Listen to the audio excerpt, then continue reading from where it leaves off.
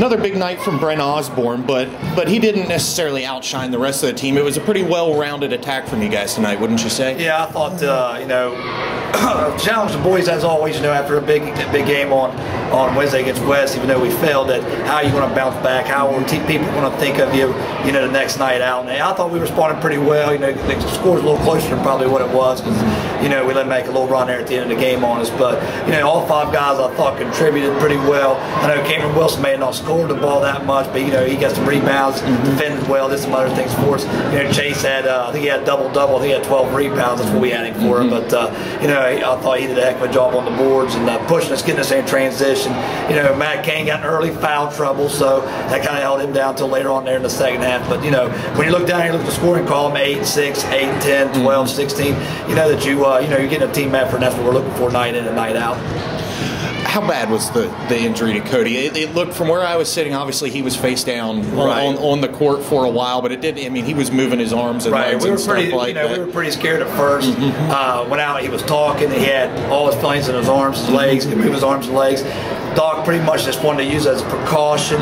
He had pain right in his neck, and probably going to go get X-rays just to make sure nothing's fractured or anything like that. Probably more than anything, probably a concussion, probably.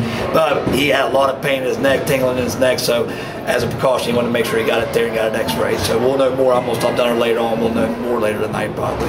I wondered because from where I was sitting, I saw him land on the ball, and at first I thought, oh, he knocked the wind out of himself. But then someone came down on his back, and another guy down on his legs. One thing about Cody, he's not afraid to dive on the floor, but when you have a 6'5" guy laying there on the floor, usually there's a lot of bodies laying around with him. So, I love that about him. He hustles his butt off. I think he's going to be a great player for us in the future, but hopefully he's all right, our person with him and his family. You talked a little bit about avoiding a letdown after, you guys lost to West, but you played them tough, and we talked about not having moral victories, but you guys had to feel at least good about yourselves coming out of that game, seeing the direction that things were going. Where do you guys go from here? And that's what my assistant coach said. You guys run out and get a little chip on their shoulder, they're playing with confidence. And I thought at the beginning of the game we did that, we played well, but I thought I told the guys we can't fall in love with the three, because we shot and made a bunch of them. Over West doesn't mean they're going to fall every night. I thought the first period we put up a bunch of threes. We might have been 1 for 12, 1 for 13, or 2 maybe.